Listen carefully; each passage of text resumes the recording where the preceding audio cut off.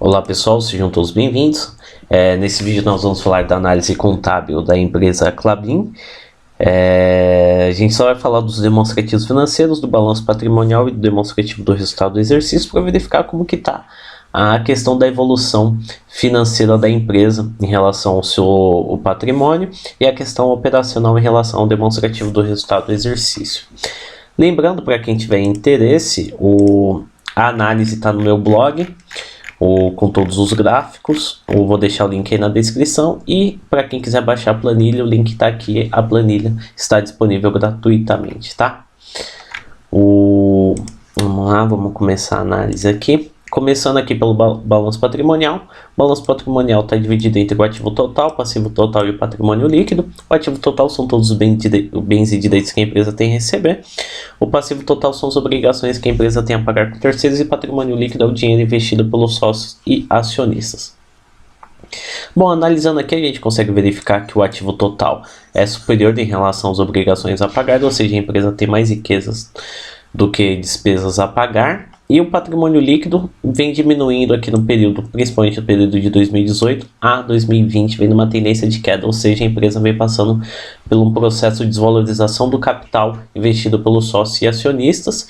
O ponto positivo é que o ativo vem aumentando, ou seja, o volume de riqueza da empresa vem aumentando, mas em contrapartida aqui as obrigações com terceiros, ou seja, o endividamento da empresa vem crescendo também proporcionalmente junto com o ativo, ou seja, os recursos que são destinados ao ativo estão advindo aqui do passivo total, ou seja, o ativo total da empresa está sendo alimentado através de dívidas e não de capital próprio, que a gente consegue verificar aqui no patrimônio líquido. Está em desvalorização e as dívidas em processo de valorização. Bom, vamos falar um pouquinho da composição do ativo. Do ativo aqui, eu desmembrei aqui o ativo em dois períodos, que é o ativo circulante e o ativo realizável a longo prazo. O ativo circulante são os ativos que vão gerar riqueza para a empresa no período dentro de 12 meses, ou seja, dentro de um ano. O ativo realizável a longo prazo são ativos que vão ser transformados em dinheiro no período acima de 12 meses. O ponto positivo é que o ativo circulante tem maior volume em relação ao ativo realizável a longo prazo, há uma diferença até considerável aqui, ou seja, a maior parte do volume do ativo vai se transformar em dinheiro, ou seja, tem a possibilidade de ser transformado em dinheiro dentro de um ano. Isso daqui é muito positivo para a empresa. Bom, eu desmembrei aqui graficamente no gráfico de pizza o ativo circulante do ano de 2020. Bom, a gente consegue verificar aqui que 53%, a maioria, é composto de caixas e equivalentes, ou seja, são o dinheiro que fica na própria empresa e o que fica em contas bancárias da empresa. A gente consegue verificar aqui que 53%, ou seja, a maior parte do ativo circulante já se transformou em dinheiro. E a outra metade, aí, 47%, está composto por aplicações financeiras, ou seja, investimentos da empresa, contas a receber, ou seja, a conta clientes da empresa é 19% e estoques é 14%. Então, a maior parte aqui do ativo circulante da empresa já se transformou, já se realizou em dinheiro. Isso é muito bom, muito positivo. Bom, agora vamos falar um pouquinho do passivo, que são as obrigações que a empresa tem a pagar com terceiros. Eu desmembrei aqui o passivo circulante e o passivo não circulante. Passivo circulante são as obrigações que a empresa tem a pagar no período de curto prazo, ou seja, dentro de 12 meses.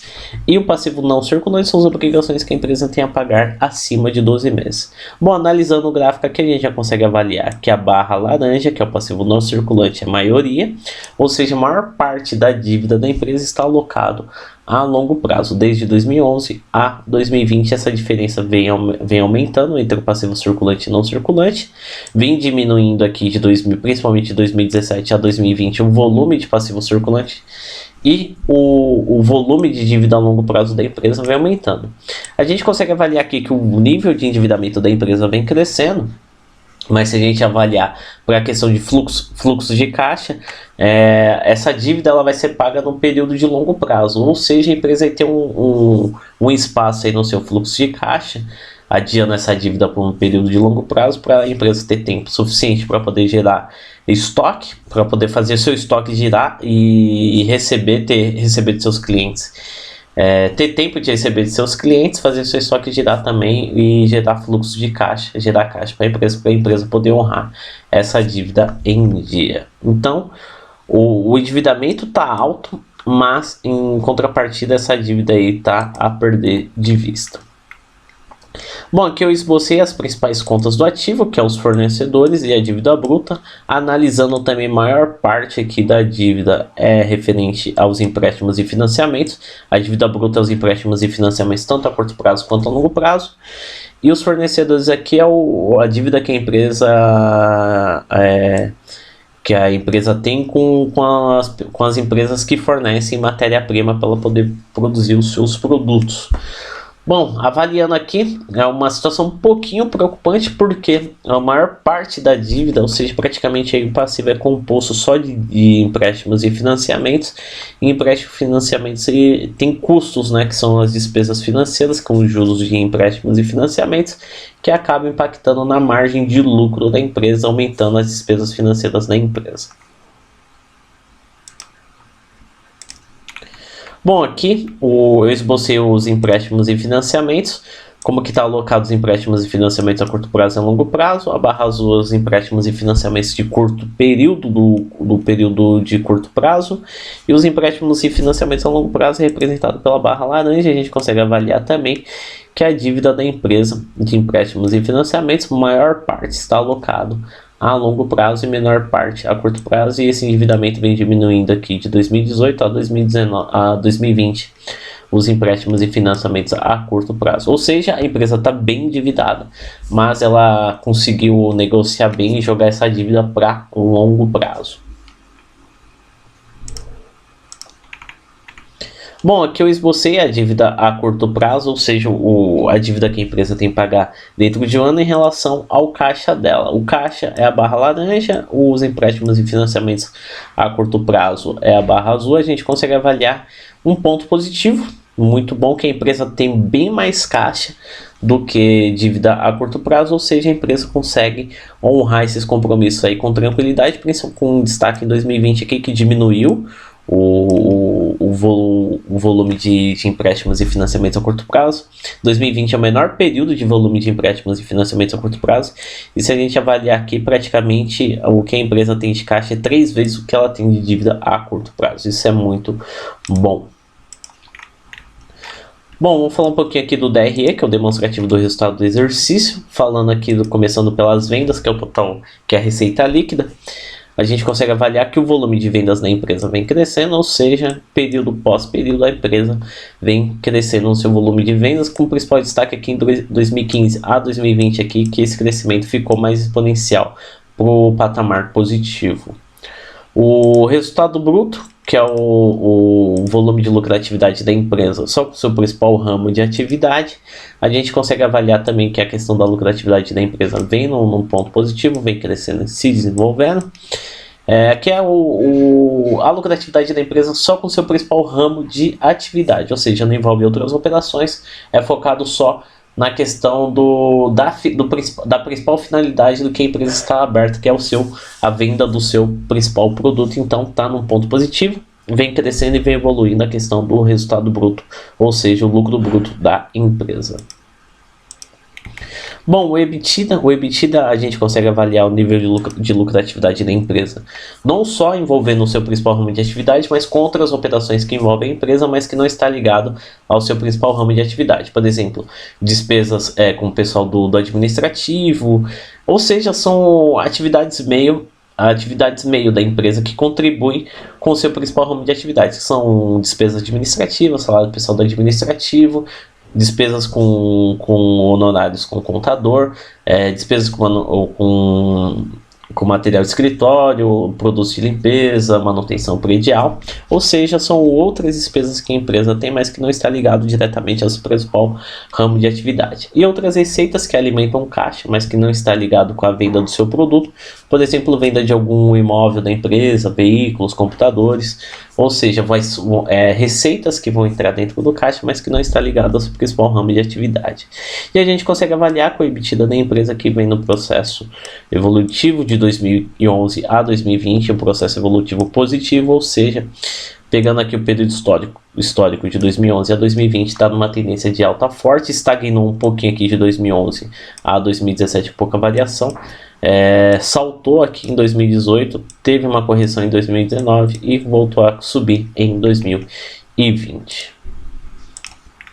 Bom, vamos falar um pouquinho do resultado financeiro. Isso daqui é o que a empresa ganha ou perde no mercado financeiro. Aqui envolve despesas financeiras com variação cambial, juros que ela paga de empréstimos e financiamentos, lucros ou perdas em bolsas de valores e rendimentos de renda fixas.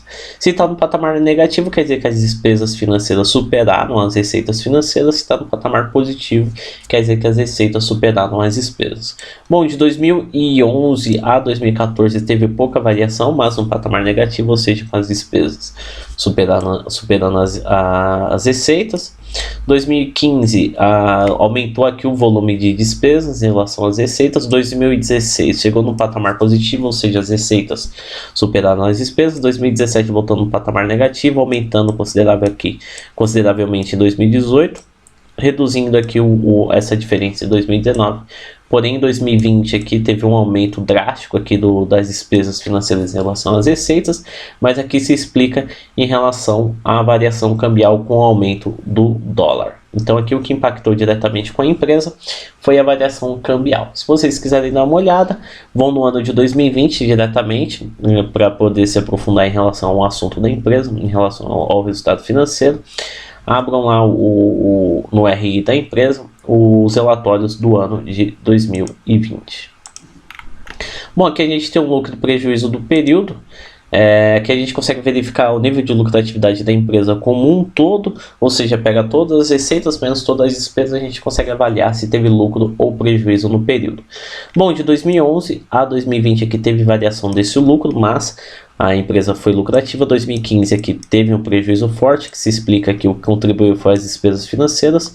2016 ela teve lucro com as receitas financeiras, e que contribuiu na questão da lucratividade. 2017 a empresa teve lucro. 2018 veio diminuir desse lucro de 2016 até 2018. 2019 teve uma correção desse lucro para o lado positivo, e 2019 ela teve um prejuízo forte, sendo contribuída aqui pela variação cambial das despesas financeiras do ano de 2020. Mas a empresa aqui, em relação aos seus lucros, ela nunca se consolidou, nunca teve uma consolidação, né? Sempre variou bastante, alternou aqui entre períodos de lucros e prejuízos.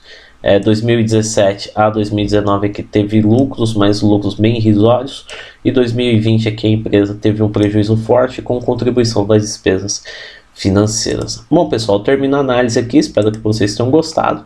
Lembrando, para quem quiser mais detalhes, eu vou deixar o link aí do meu blog com os gráficos, né? E para quem quiser baixar a planilha, o link tá aqui embaixo para quem tiver interesse. Bom, pessoal, espero que vocês tenham gostado. Um grande abraço, sucesso a todos. Não se esqueçam de se inscrever no canal, deixar um like e já contribuir demais para a continuidade do projeto.